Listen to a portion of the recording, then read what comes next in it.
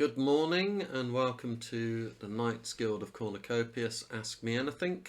There's a couple of, I've made a few changes to the slides because we've got a lot of new members who have joined us recently, which is great, and we welcome you all to a Knights Guild. So I've just added a few slides in here to talk through a bit more on the Knights Guild, just to give you some understanding of our strategy, because our white paper is posted, but it's quite a large document. We do have a 3-part video on our YouTube channel, which is actually quite useful, but again, that's quite a large document. So I wanted to take the opportunity just to run through some of the key fundamentals of the guild as we approach the upcoming Gauntlets Mint. So the first thing I'll cover is asset accumulation. So we are at the asset accumulation stage of our roadmap. The intent here is to acquire as much guild-owned assets as possible. We have got a target figure of around about 10% of the in-game assets. We've got 3 rounds of Knights Guild NFTs where we're trying to purchase that kind of volume. But that is the main phase we're in at the moment. So that will also really support us when we are going out to the next phase, which is the player recruitment.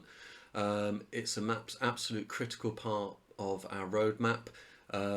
Guilds and land assets are pointless without players, so if we've got a significant land base, it will be a very good attraction to gamers and players. And also when the game does launch, if we've got Knights Guild assets and land planted all over the available zones with our banners and our links, it will really help generate the player recruitment phase.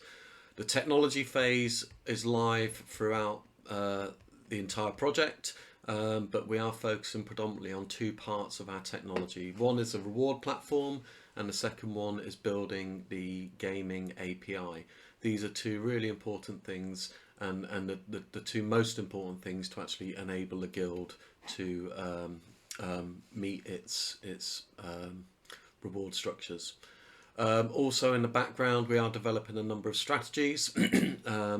A key thing we need for our strategies is the economy and the resource information from the team, but we are doing a lot of conceptual thinking, doing a lot of scenarios and modelling with the information we've got. But as we get more information, we will be firming up our in-game strategies. We are also looking to develop a 24-hour control tower. So the purpose of this control tower is how we can utilise all of the data from the game. That's both live data and the data we're collecting now, so we can always communicate with our players and asset owners in game through our control tower to hello. We've got a new knight joined us. Could I think, is that Empire? Could somebody go on mute? Sorry, we've got a young knight join the AMA who's clearly impressed by us building a control tower. No, it was not mine this time. Okay. Oh, well, it was Angel, I think. Angel. Well, that's good that we've got a young squire in the midst. So we won't cut that out. I think it's lovely to hear children in the background. It's great. Right, so yeah, so we are developing a 24-hour control tower. We think that, well, we know that how we manage our data and communicate our data to our players to reinforce our strategies on a live basis will be absolutely critical, and it will give us a competitive edge in game to maximise our assets and our player resources.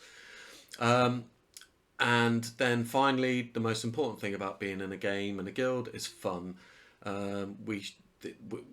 We are really focusing on our community to create a fun environment. We hold a number of competitions, such as poker competitions. We've got a racing league, and I think we often join the Fall Guys competitions in the Kopi server.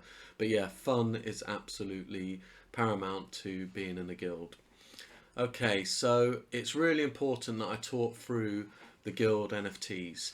So the main focus at the moment is on the Complete Knights series, and as I touched on, that is generating us funds, so we can actually build up our asset base.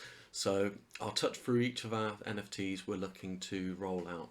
So we do have a complete Knight series. I've got another slide that goes through in detail on that, but the complete Knight series is broken down into 3 components: asset group NFTs, achievement NFTs, and the Hammer NFT, which will merge all of those together. I'll cover that in a second. Our second NFT is the Asset Staker NFT.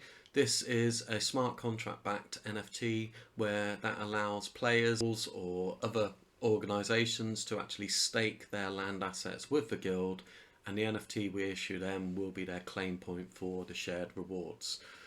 Number 3 is our rank NFTs, so we will have to build quite a significant structure in the Knights Guild to manage both the in-game and the out-of-game admin and management of the guild. So we do need to recognise the ranks, not just for rewards and payment for additional incentives for being in the ranks, but also as a bit of recognition so people can actually have their rank NFT in their wallet.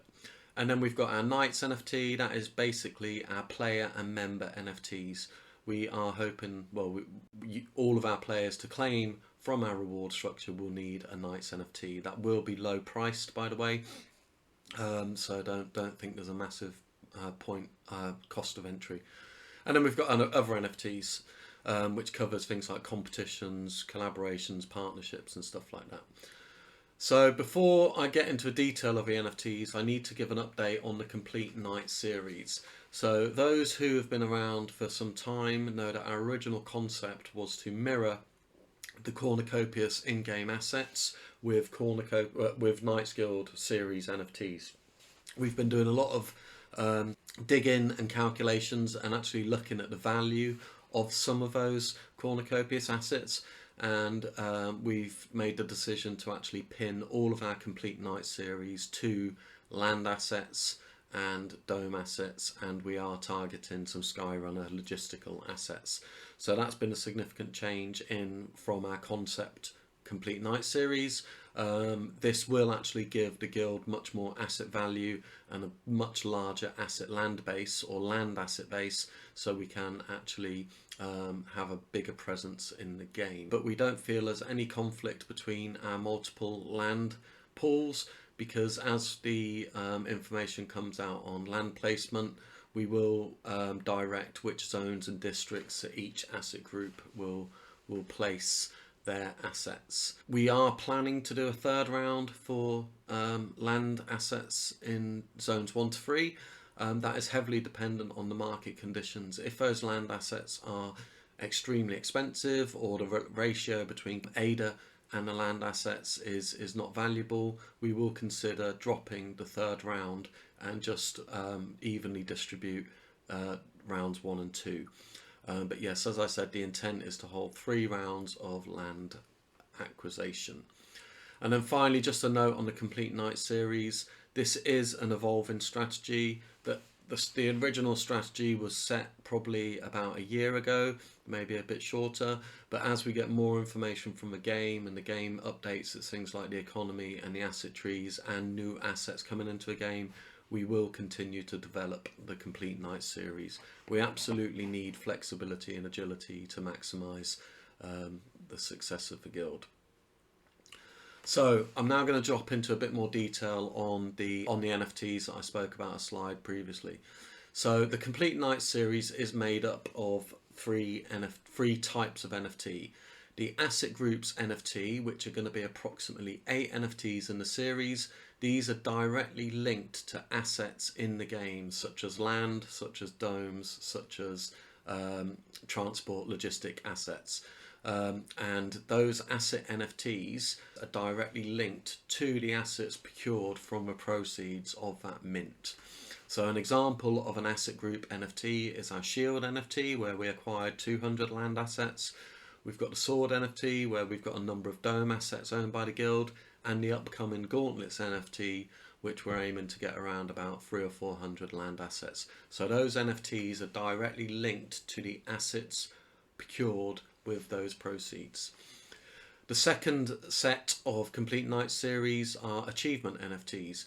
So we do want to incentivize prolongation, engagement, charity events in the guild. So the achievement NFTs that we're looking at, about approximately 4, will be low priced. They will be paired with charities, so we can actually give something back. We are also looking at introducing some side games such as card games or a level of trumps or cards, etc, etc. So we're excited about rolling out our achievement NFTs. And then the final component of the Complete Knights is the Merge NFT. This is the hammer. It's been the hammer from day one, and I think the concept behind that is you need a hammer to merge all of the parts of the armor. The Merge NFT will be the final component allowing the Complete Knight to be merged. We've got no details on the pricing or on the date that is coming out, but we want to have an event around the merge and the forming of a Complete Knight. So all of the Complete Knight series do give credit to the Complete Knight rarity. I'll come on to that in a sec. So the Complete Knight bonus pot, as I touched on in recent video, well, in all videos, to incentivize our members to actually get involved in the journey of a Complete Knight. When we merge the Complete Knight, that Complete Knight will have rarity linked to it. And the current thinking is that the number of Complete Knight series you merge would be the rarity of the Complete Knight. So for example, if you merge 12 component parts or series NFTs, you would get a mythical Complete Knight. One thing I need to add, the Shield NFT, which was our first NFT, that will always be the deciding factor for the Mythic Knight rarity. In all of our asset groups, they hold a treasury, and each of those treasuries at a point in time and after the Complete Knight merge will contribute to the Complete Knight bonus pot. That pot will be held in a different wallet, and your Complete Knight NFT will be the claim point for a percentage of that bonus payout. The conceptual pie chart in the bottom is the kind of way we're thinking. So that 45% of that bonus pot would be distributed or claimable Mythic Complete Knights. So that is a bit of information on the Complete Knights. We've had a few questions on that recently. So the other NFTs which are not part of the Complete Knight and they don't contribute to any kind of rarity in the Complete Knight are on the screen. So we've got the Asset Staker NFTs, as I touched on a few slides ago.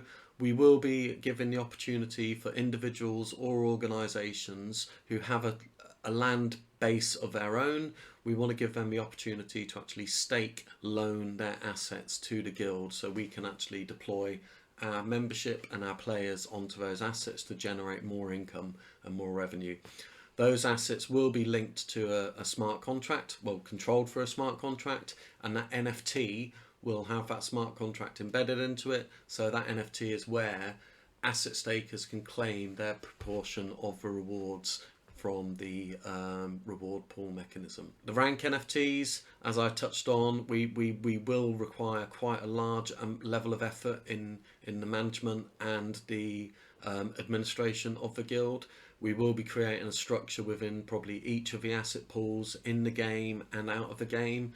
So the rank NFTs, and you see in our Discord, we've got Knight Commanders and Knight Generals, and then you've got the round table. So that is the current plan for our rank structure. So those rank NFTs will be given to our leadership so they can actually claim additional incentives for all of the effort they put into getting us to our end game.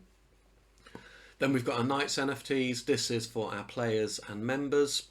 This is where the players who are running around all of our assets in game, cutting down trees, mining gold, farming corn, all of that resource will be distributed obviously in game, but also the assets will retain a level of that product of that resource generated. So we do want the Knights, our players, to actually have a claim point where they can receive common incentives for working on our land. That we are developing an API, and that API will sniff the game data and it will force rank the players in performance. So we're not rewarding the players evenly, we're rewarding the players based on their performance in game. And then finally we've got other NFTs. I touched on this. This is art competitions, side games, seasonal NFTs, like we could have a Christmas night or something, and partnerships. But every time we issue another NFT category, we will communicate all the details prior to that issue. All of these NFTs do not contribute to a complete Knight series. So I've talked about the asset pool and the reward framework. This is going to be tricky. So an example on the top left of the slide is how is the reward framework we are developing with our tech partner. This is a configurable distribution framework. The blue box on the left is the receiving wallet from all of the revenue generated from the assets in that group. That total pot is then distributed amongst whatever has been configured in the framework to make sure that we've got the claim points for our NFTs. There will always be 3 mandated categories, which will be assets, management, and treasury. And then most of our assets will have worker, and there is also the opportunity to distribute this to other. And that might be if we're partnering with somebody, or there's a change in the game where we need to actually recognize another category of reward. And then it has got a 4 or 5 layered structure, and that is to reflect things like rarity or size of land, and obviously in the player it's got the performance of the player. So if we drop down, this is a working example just to show some percentages, conceptual percentages of that distribution. So the shield vault, for example, if there was 1 million ADA in there, 75% of that ADA would go down the asset categories for reward. 15% of that ADA would go down the worker category as an additional incentive. 5% would go to the management as their additional incentive, and then 5% to a treasury. When we look at the layers, there's a number of layers within the assets. So the guild owned assets are, for example, in the Shield NFT, that's all of the assets that the guild has acquired through the Knights Shield NFT. Then we've got individual staking, and then we've got high worth stakers. I really recommend you go and read page 9 of the white paper with respect to how these percentages, or how we're proposing these percentages, work going forward. And we will control the number of assets staked with the guild to make sure that we've always got an optimum sweet point of reward. When we go through the workers, the 15% is distributed on a performance rating. So high output of performance will get 70% of that incentive, low output would be 10%, and that would be over a period of time, and there'd be a snapshot taken, the API would be sniffed, and we would force rank the performance. When you come in with your player NFT, it would look up and you'd be able to claim from either one of those 3 productivity ratings: high, medium, low, and low. So on the right hand side is, I've tried to demonstrate this as the assets, as the NFTs, and where they actually pull from each of the frameworks. So the asset stakers up there. We've then got the complete Knight series, or the complete Knight, because the complete Knight series will be burnt and it will become an attribute of a complete Knight. So that is a claim point here. Then our players and the rank NFTs. At a point of time in the future, a percentage of all of the treasuries will be dropped into the complete Knight bonus pot, and that is where your complete Knight would claim the bonus pot rewards. So I think that slide is quite useful to explain our reward structure. I do need to caveat that text in red at the bottom. All numbers and percentages on this reward structure are conceptual and for demonstrational purposes. We haven't got enough information from the game or the economy to actually firm up these percentages. What I'm trying to show here is the intent and the concept of how we want to distribute the rewards for fair and inclusive incentives. Okay, so we're now moving on to the Knights Gauntlets Mint. So we are planning our mint to go live on the 28th of February, which is in 3 days' time. The whitelist will open at 1600 UTC, and the public will open at 2200 UTC.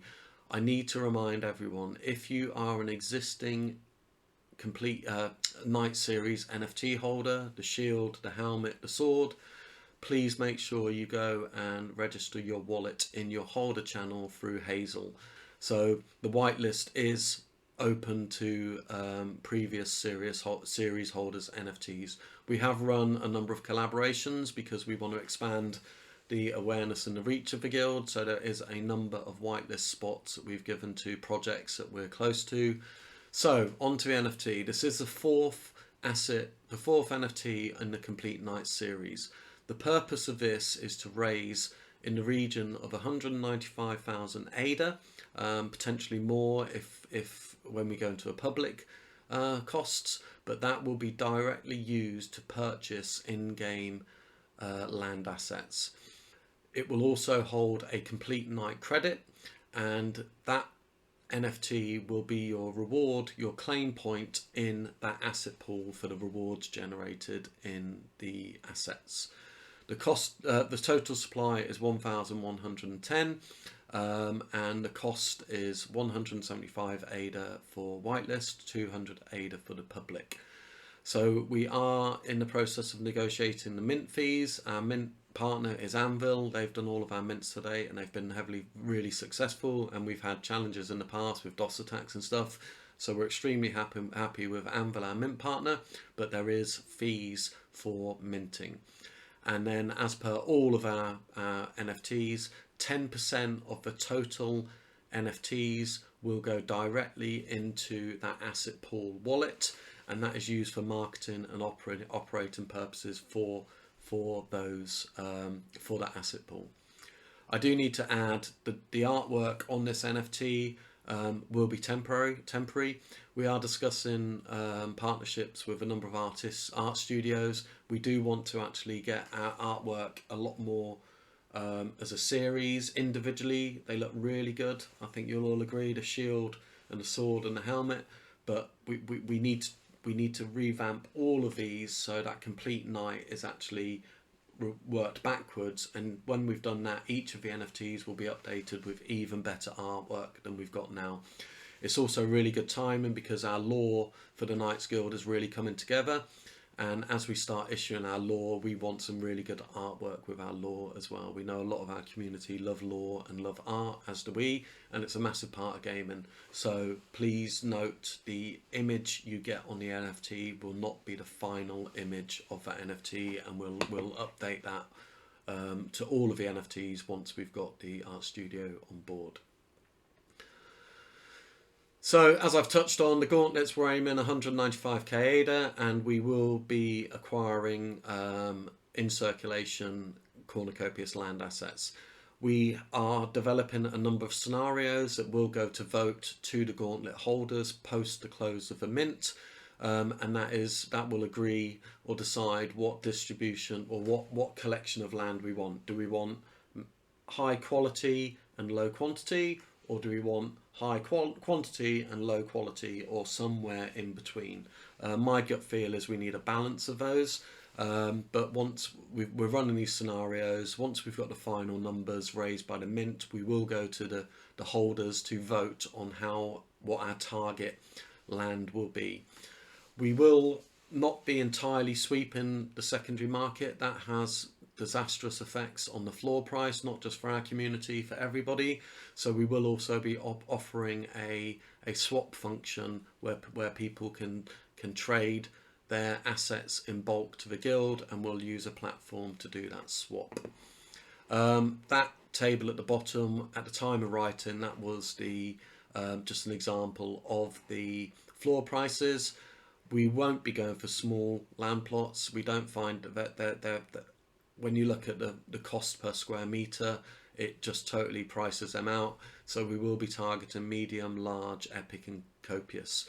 The best value for land at the moment is probably the large plots. So once we've got the distribution vote decided, that is then we'll go ahead and do that. So I kind of touched on the utility a couple of slides previously, but the Gauntlet's main utility will be the claim point for the assets in the Gauntlet stake pool, and I've circled in red where that claim point would be. Also, your Gauntlets NFT will become voting power. Obviously, when we move into a game, we will need to make some decisions on investment, on development, on the actual assets that are owned by the NFT holders. So the gauntlets will be your voting power. We have had some concerns raised about, are we introducing conflict into the guild by having multiple asset pools? We've had a lot of conversation on this. We've done some modelling, and actually we don't believe there's going to be any conflict at all. And as we are preparing for the placement of the land, we will strategically distribute all of the land pools either by a zone or by districts, just so we have got some really sensible placement of our land, so there's no conflict there. So we are very confident that we can do this in a controlled manner and maintain a balanced approach to the revenue raised from the game. And that is it. So I've just gone through the slides. Just let me come back to screen. So I'll open up for any questions if anyone's got any questions, and we've got the chat open as well. So it'd be good to hear from people in the audience. Sorry, I was focusing on the slides, not on anything in Discord then. So if anyone's been doing anything, I do apologise. So is there any questions anyone's got or any comments? I do recognise a lot of people in the chat, so you've all heard this a million times before probably. But I'm particularly looking at people. We've got Angel with our young squire who was crying in the background. No clear, not clear on the rarity for the full night. Okay, let me talk through that. That is a really good question, and it is so. Okay, so if we look at this image here, okay, so we are issuing in the region of 12 to 13 to 14 complete Knights Series NFTs. If you hold a number of those series, so say you've got all of the complete Knight NFTs that we've issued throughout the journey, or you've bought it on the secondary market, you will hold, say, 12 complete Knight Series NFTs. When we hold the event to create the complete Knight, you will burn your 12 NFTs and you will get issued a mythical complete Knight NFT. The metadata from the NFTs that is burnt will become the attributes of the complete Knight, so you can still claim from the reward pools, but the complete Knight will allow you to claim from the bonus pot. So basically it's a super NFT. So to have, it holds all of your previous data and the complete Knight bonus pot data within that final NFT. So the legendary, for example, if you've got 11 of the 12, they will be burnt, and then you will get a legendary complete Knight NFT. Common will be 7, and the reason we've got 7, and this is another reason why we've introduced achievement and quest NFTs. We want people to have the opportunity to get a complete Knight without having, some of our NFTs, if we look at the shield, that was minted for 200 ADA. That's going on the secondary already for between 600 and 700, and it's peaked at about 900 ADA.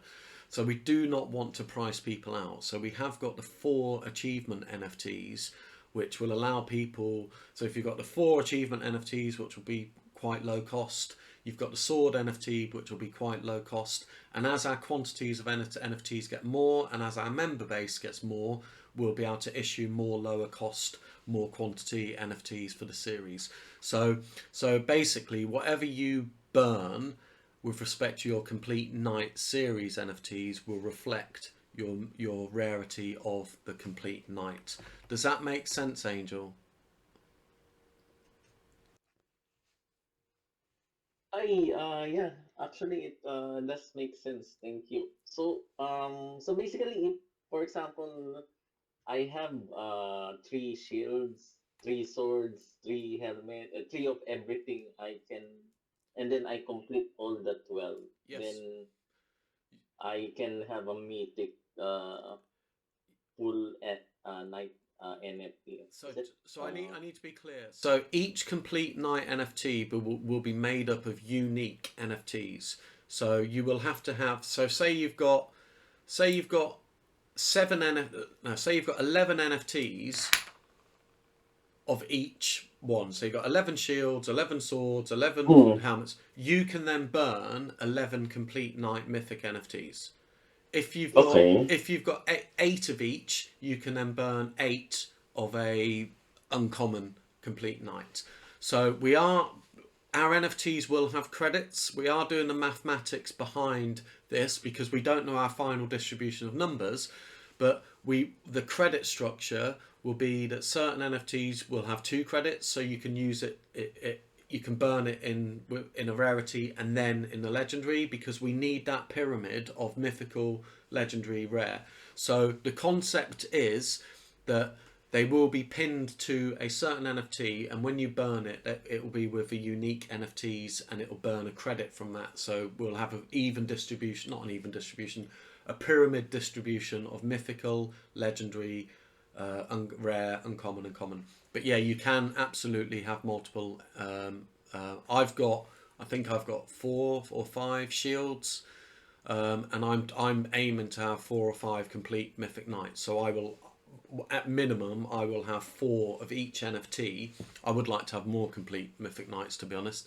But yeah, you absolutely. But each complete Knight will be with a unique burn. So you can't have 12 sword NFTs and burn a complete Knight. You have to have 12 different NFTs to burn a complete Knight. But good question. Brilliant. Cool. I know our kids making that. That's cool. It's always good to hear kids. Okay, so is there any other questions or comments? I think we had a bit of downtime while we were doing that, so I will cut that out of the video I post. Is there any more comments or questions on the complete Knight, or are we good? It's unusual to hear a child rather than my dog. Usually when I do these AMAs, my dog is walking around moaning. Okay, so right, what's the max mint per whitelist? So there's a maximum of 10 per transaction, because we know some of our holders have got more than a lot of our holders have got more than 1, but less than 10. So we think 10 is a balanced number. Those people who've got, say, 20 shields, they'll probably have to do it in 2 transactions, but we've limited it to 10 per transaction. Will the rest of the Knight pieces be sold this year? So at the Complete Knight series, so some of them won't be sold. Some of them will absolutely be claimable with a fee. You know, we don't want to price people out, so that some of our achievement NFTs will be claimable when, I mean, for example, we're talking to a number of other games that are in development, and we want to do like scavenger hunts in places like Carter Station or something like that. And once you find something that we place, you can then claim with a fee one of the achievement NFTs. But to answer your question, our roadmap is heavily pegged to the Cornucopias roadmap. So I think that the Complete Knight series will last probably about another 18 months.